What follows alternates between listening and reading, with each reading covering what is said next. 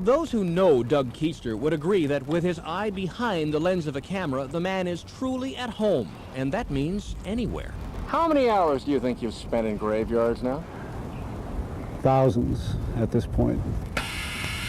Well, that's a new one. In a world filled with people who spend their lives trying to stay out of these places, Keister has embraced them. He's traveled America, documenting the architecture of eternity. Well, it's like taking a picture of a piece of sculpture. By that, he means mausoleums, those giant ornate stone houses designed for occupants who couldn't care less about livability. Isn't it sort of egotistical on the part of somebody to build a monument like this? Sure, but why not? Which is how we found ourselves following Keister around Oakland's Mountain View Cemetery through a section known as Millionaire's Row. Check out the names: Holbrook, Goodall, Remillard. Oakland's first mayor, Samuel Merritt, resides in this giant house, but at the Crocker family's edifice, they're all outside. Nobody's actually in this thing. Not that anybody knows. It might be like the Hoover Dam, for all I know. There might be somebody in there.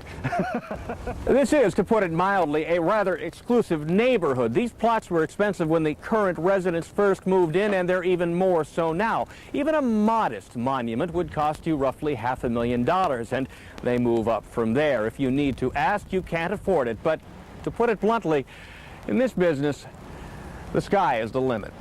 Bear in mind that back around the turn of the century, when they built these things, cemeteries doubled as parks, and the human race regarded death differently. Death was a much more accepted part of the culture. People died at home, and kids and everybody saw people die. But when people started dying in hospitals and death was removed from the things that one experienced in life, cemeteries became less popular.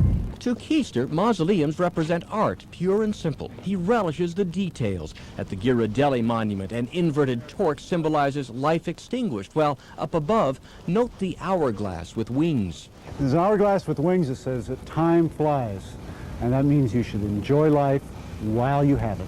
Keister says the designs are unique because they emphasize form over function. No need to worry about zoning restrictions or neighbors who complain about losing their view. His collection of photographs reflects a business in which anything goes. This is one of his favorites, the granite tomb of a 16-year-old who always craved a Mercedes-Benz.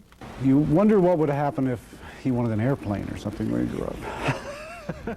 If there's one certainty for all of us about life, it would have to be that our time in this realm is fleeting. These people were born, they lived, they built monuments to themselves, and all these years later, the stone is what we remember. You think it's ironic at all in any way that the statues last longer than the people did? Not at all, not at all. I think that great art should last forever. In Oakland, Wayne Friedman, Channel 7 News.